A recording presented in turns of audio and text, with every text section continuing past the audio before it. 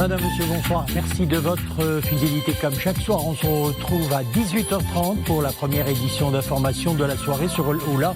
Voici les principaux titres. Nous irons à Meknès où se poursuit la 14e édition du SIAM, un des pôles qui fait du salon une référence mondiale en matière d'agriculture. C'est le pôle international avec cette année la toute première participation du continent de l'Océanie représenté par l'Australie. À partir du 1er mai, toute césarienne non médicalement justifiée sera payée sur la base du forfait de l'accouchement par voie basse. La CNOPS justifie cette décision par le taux anormalement élevé du recours à la chirurgie. Les vélos taxis, ils ont fait leur apparition à Rabat depuis janvier dernier. Un nouveau mode de transport à la fois pratique et écologique, une activité génératrice de revenus au profit de nombreux jeunes.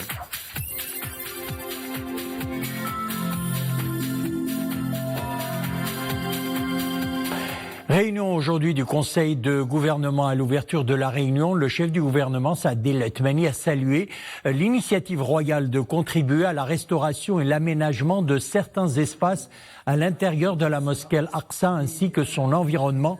L'initiative royale intervient à un point nommé en raison des complots ciblant la mosquée Al-Aqsa.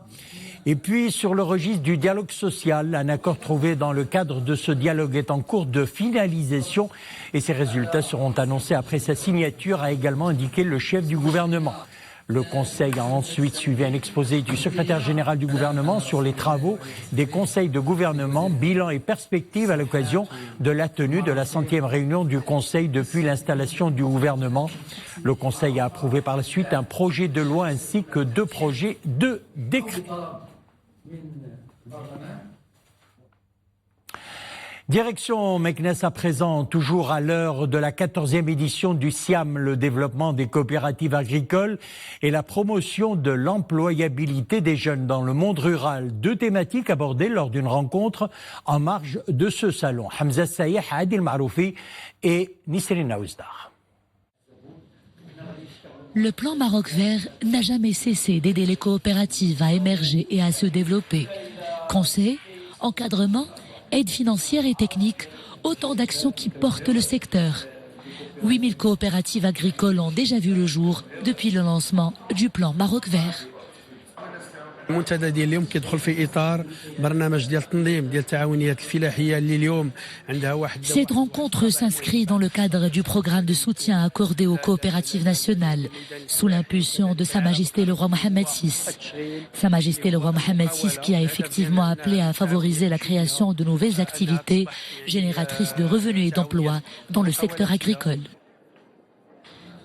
L'employabilité des jeunes dans le monde rural est également au centre des débats. Les défis sont aussi immenses que les enjeux.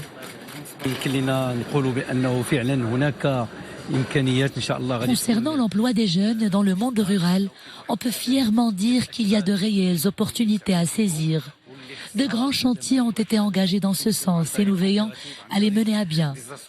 Il est également question de bâtir des ponts entre l'ancienne et la nouvelle génération, qui prendra la relève et contribuera certainement à développer le secteur.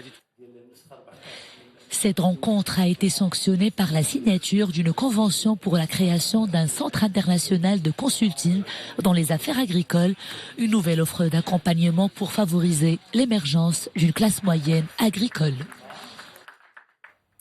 Activité royale, les images viennent de nous parvenir à l'instant. Sa Majesté le roi Mohamed VI a présidé au Palais Royal de Rabat une séance de travail consacrée à la problématique de l'eau selon un communiqué du cabinet royal. Nous y reviendrons dans nos prochaines éditions d'information.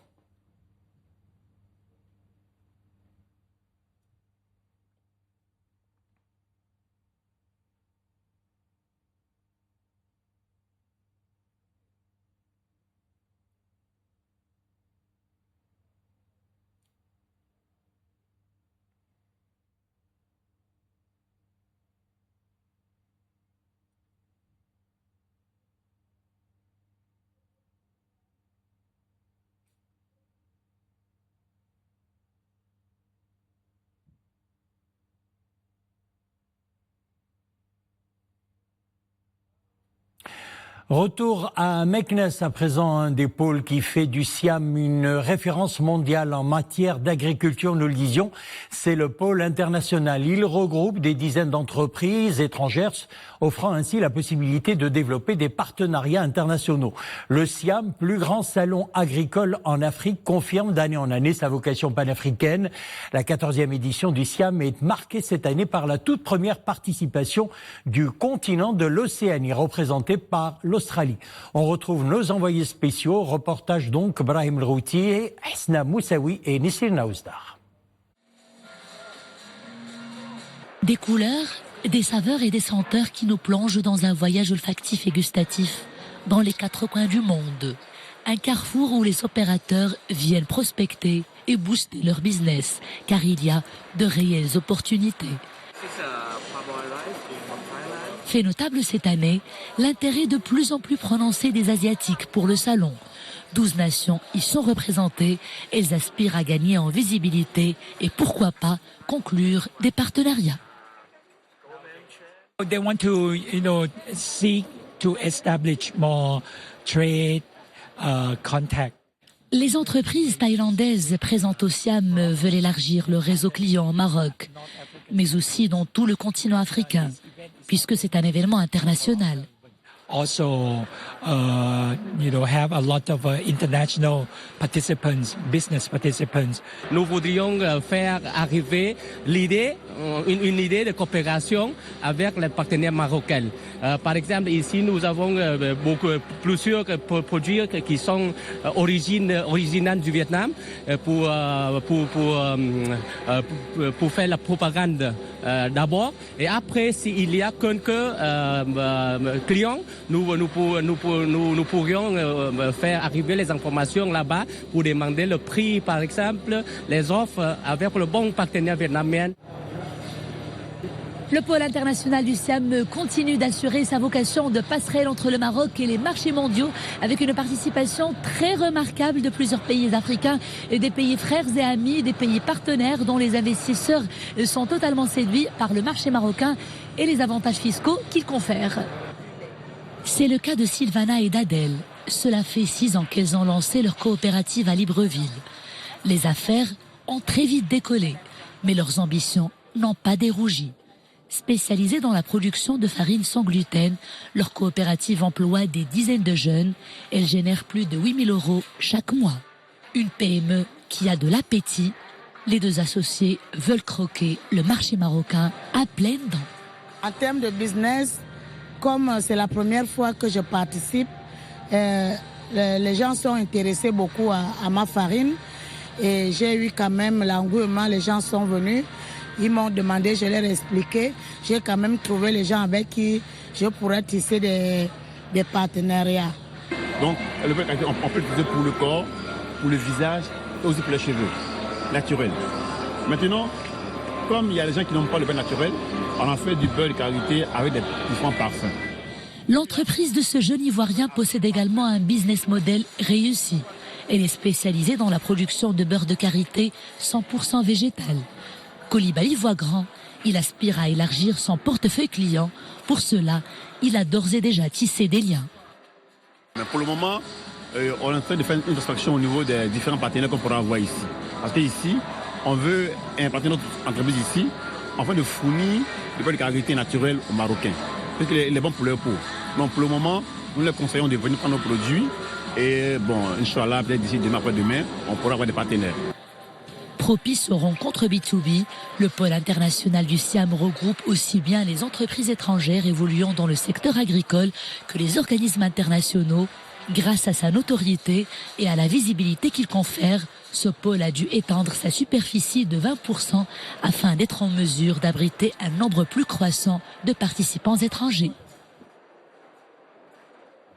Retour à l'activité royale, comme annoncé tout à l'heure, Sa Majesté le roi Mohammed VI a présidé donc ce jeudi au Palais Royal de Rabat une séance de travail consacrée à la problématique de l'eau. À cette occasion, le souverain a mis l'accent sur la question de l'approvisionnement en eau dans les zones couvrant le nord et le nord-est du royaume et qui s'étendent d'Oujda à Tanger.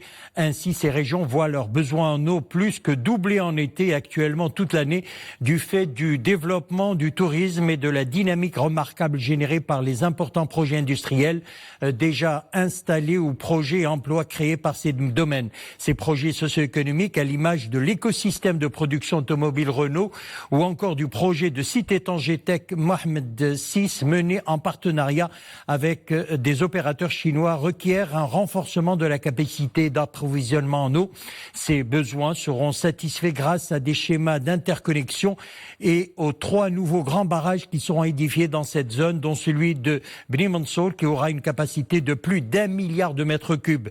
Par ailleurs, Sa Majesté le roi a donné ses hautes orientations au gouvernement à l'effet de finaliser le programme prioritaire national concernant l'eau et sa gestion qui fera l'objet de réunions présidées par le souverain et qui devra accorder un intérêt particulier à la sécurisation de l'approvisionnement des centres qui connaissent un manque chronique d'eau. Cette réunion s'est déroulée en présence du chef du gouvernement, Saadine Al-Othmani, du conseiller de Sa Majesté le roi, M. Fouad Ali Lima, du ministre de l'Agriculture, de la Pêche maritime, du Développement rural et des eaux et forêts, Aziz Akhnouch, du ministre de l'Équipement, du Transport, de la Logistique et de l'eau, Abdelkader Amara, du ministre de l'Énergie, des Mines et du Développement durable, Aziz Rbah, du ministre délégué auprès du ministre de l'Intérieur, Nourdine Boutayeb, et du directeur de l'Office national de l'électricité et de l'eau potable, Abdelrahim Al-Hafidi.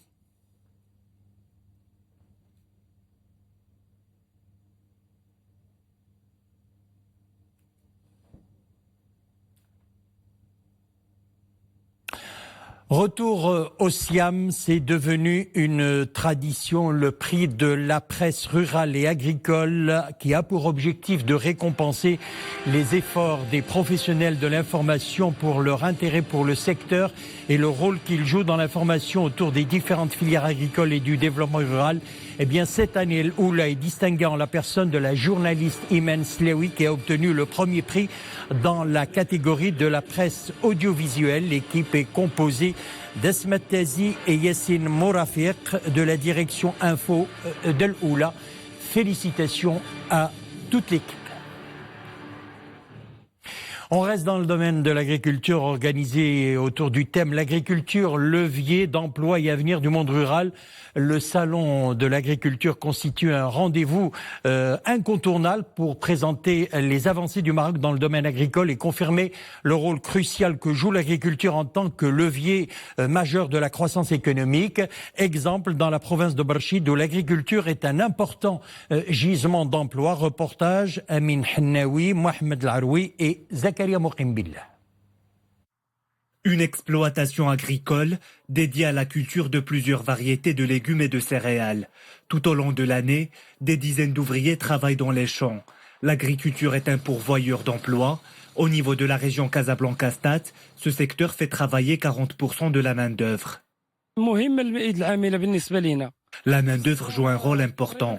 On fait travailler jusqu'à 70 employés sur 200 jours chaque année et de 15 à 20 employés pour 160 jours. Le travail diffère en fonction du type de culture et des techniques utilisées pour la production. La demande est de plus en plus importante pour des travailleurs qualifiés, comme les techniciens et les ingénieurs agricoles. On cultive de la patate douce, on fait travailler une vingtaine d'ouvriers. L'agriculture est un secteur pourvoyeur d'emplois. La superficie cultivée s'étale sur 70 hectares. On cultive des patates douces, des carottes, des oignons et des céréales. Pour les ouvriers, le travail est saisonnier. On peut atteindre jusqu'à 100 ouvriers lors de la récolte. Le secteur agricole offre des perspectives de développement et favorise l'emploi. Le plan Maroc Vert mise sur le renforcement de la formation professionnelle afin de doter le secteur de compétences qualifiées et répondre aux besoins des agriculteurs.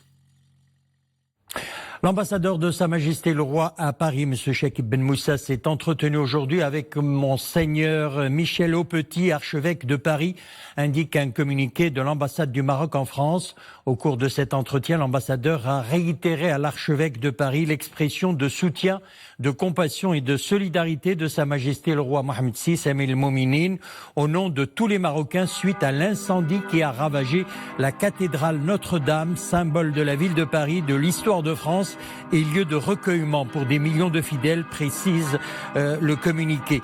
L'ambassadeur a informé l'archevêque de Paris que sur très haute instruction de Sa Majesté le Roi Amir el-Mouminin, le Royaume du Maroc a décidé de faire une contribution financière à la reconstruction de la cathédrale Notre-Dame de Paris.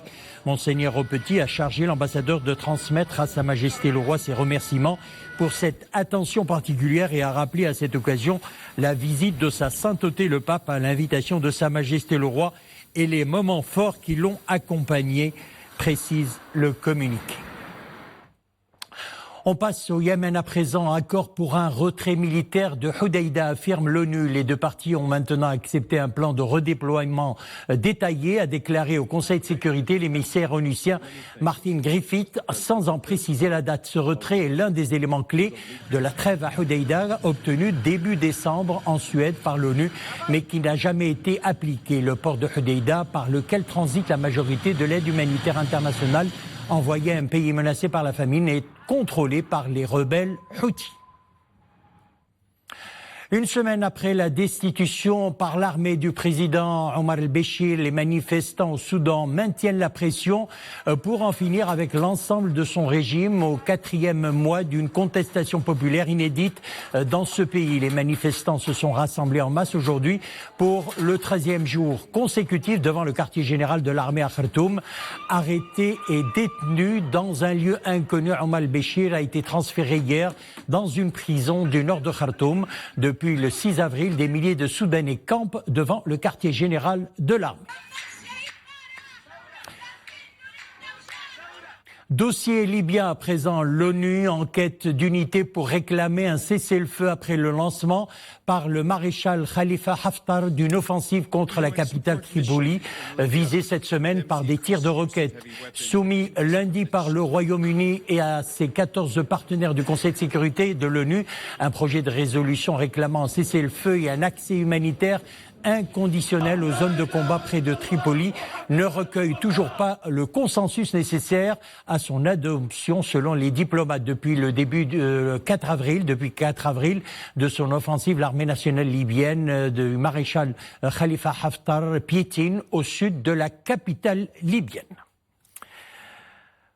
Retour chez nous, formation professionnelle, échange sur l'implication du secteur privé dans la mise en œuvre de la feuille de route pour le développement de la formation professionnelle, présenté devant Sa Majesté le Roi Mohammed VI le 4 de ce mois. Le président de la CGEM et la secrétaire d'État chargée de la formation professionnelle ont étudié les mécanismes à mettre en œuvre pour renforcer cette collaboration en faveur de l'insertion professionnelle des jeunes. Sarah Katir. C'est une rencontre de coordination et de collaboration entre l'OFPPT et la CGEM concernant la feuille de route relative au développement de la formation professionnelle et à la création des cités des métiers et des compétences dans chaque région. La mise en route de cette stratégie nécessite l'adhésion de tous les secteurs, dont le secteur privé. L'apport du secteur privé se fera principalement à travers un apport d'expertise, aussi bien dans les phases de conception du nouveau dispositif de formation professionnelle que dans la phase de gestion opérationnelle, puisque le nouveau modèle de gouvernance a été pensé en société anonyme de gestion qui sera montée entre l'OFPPT et les professionnels afin d'assurer leur implication directe dans tous les aspects opérationnels relatifs à l'acte de formation. Partager le contenu de la feuille de route et voir ensemble comment allons-nous travailler en synergie, en parfaite harmonisation pour pouvoir effectivement mettre en place les éléments de la feuille de route. Alors nous savons qu'au niveau de cette feuille de route, énormément d'éléments sont en commun. D'abord on forme pour l'entreprise, donc le premier client effectivement de tout ce travail reste naturellement l'entreprise. Mettre à niveau le secteur de la formation professionnelle permettra de restructurer les filières en fonction de leur pertinence sur le marché de l'emploi, ce qui va dans la même lignée que les attentes du secteur privé au Maroc. La nouvelle feuille de route permettra également la création d'une nouvelle génération de centres de formation et la modernisation des méthodes pédagogiques, et ce afin d'améliorer l'employabilité des jeunes. À partir du 1er mai prochain, toute césarienne non médicalement justifiée sera payée sur la base du forfait de l'accouchement par voie basse. La Caisse nationale des organismes de prévoyance sociale justifie cette décision par le taux anormalement élevé du recours à la chirurgie, puisque sur 10 accouchements, 6 sont des césariennes, relève la CNOPS. Reportage Hanan Arsalan, Amin Sharqawi, le commentaire est signé Imanable. En 10 ans, le nombre d'accouchements par césarienne au Maroc a explosé. Sur 10 accouchements, 6 sont des césariennes. Un taux anormalement élevé pour la CNOPS qui enregistre des dépenses de l'ordre de 130 millions de dirhams en 2017 contre 13 millions 10 ans plus tôt. Une envolée de charges qui interpelle la CNOPS. L'organisme de prévoyance sociale sévit et décide de payer toutes césariennes non médicalement justifiées sur la base du forfait de l'accouchement par voie basse. La nouvelle mesure prend effet dès le 1er mai prochain. Si on s'était aligné sur le secteur public qui enregistre un taux de 25%, qui reste un taux, je dirais, proche de la recommandation de l'OMS, la CNOPS aurait économisé 70 millions de dirhams qu'on aurait affectés à des dépenses beaucoup plus utiles qu'un recours massif et peut-être injustifié à certaines césariennes sur lesquelles maintenant il faudrait qu'on se penche au niveau de tout le secteur de la santé. Autre constat à relever, le secteur privé qui s'accapare 90% du nombre d'accouchements enregistre un taux supérieur du recours à la césarienne, 66% contre seulement 25% dans le public. Le taux contraste avec les recommandations de l'OMS qui préconise une moyenne de 15%. Le contrôle médical va statuer sur le dossier. Donc, en cas de justificatif médical pour le recours à la césarienne, le paiement sera effectué sur la base de la tarification nationale de référence de la césarienne. Sinon, le paiement s'effectuera sur la base de la tarification nationale de l'accouchement normal. Et ce genre d'actes médicaux franchit la barre de 80% en 2017 dans des structures hospitalières privées, dans des villes comme Casablanca, Rabat, Fès, Agadir, Kenitra et El Jadida. Pourtant, 72% des femmes césarisées étaient particulièrement jeunes, entre 20 et 35 ans. Le monde du théâtre et du cinéma en deuil, visage emblématique de la télévision marocaine, un des plus anciens acteurs de la scène artistique au Maroc, Mahjoub Raji, s'est éteint à l'âge de 79 ans hier dans un hôpital de Rabat des suites d'une maladie. Le défunt a été inhumé après la prière du Dor et du Mort au cimetière Chouhada Rabat en présence de membres de sa famille, de nombreux artistes et comédiens et autres personnalités du monde des arts et de la culture. L'artiste est connu pour ses apparitions dans plusieurs séries télévisées comme Mandar Dar, Nsib El Haj Azouz ou autres films à succès comme Lalla Houpi, La Symphonie marocaine et Ali Rabia et les autres. Raji est le premier artiste à avoir présenté aux téléspectateurs marocains des monologues comme El Hammam dès 1980 ou encore Tbrigik.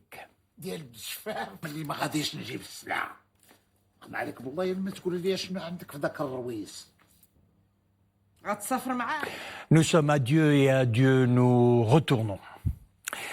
Vous les avez sans doute aperçus, certains d'entre vous les auraient utilisés. Les vélotaxis ont fait leur apparition à Rabat depuis janvier dernier.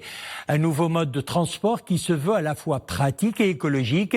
Ils sont principalement destinés aux balades touristiques mais aussi au transport de passagers. Autre valeur ajoutée de ces tricycles, la création d'une activité génératrice de revenus au profit de nombreux jeunes en quête d'emploi. Le reportage est signé Nissel Hamdaoui. Ils sont au nombre de 50. Les vélotaxis, un nouveau mode de transport qui embellit la ville de Rabat.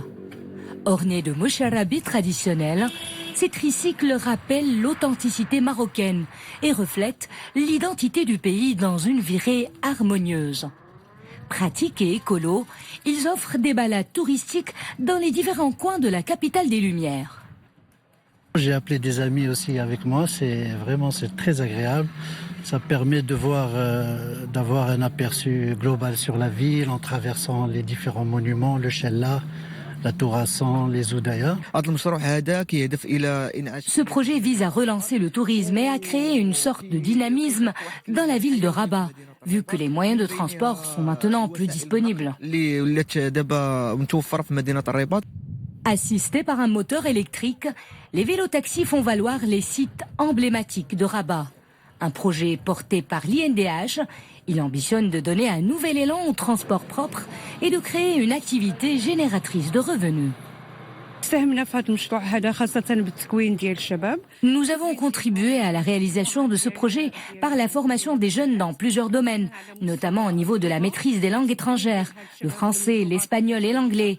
La formation portait également sur le volet du patrimoine dont jouit la capitale, l'éducation civique, la gestion d'entreprise et les techniques de communication. Ces jeunes conducteurs ont été sélectionnés selon certains critères. D'abord, avoir le diplôme du baccalauréat et le permis de conduire. Ensuite, être habitant de la ville.